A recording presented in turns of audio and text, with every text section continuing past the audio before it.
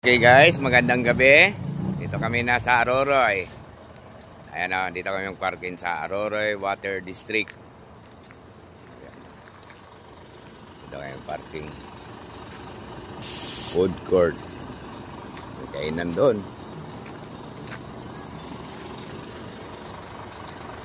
Saan, saglit sana, tanungin ko kung pwede maligo.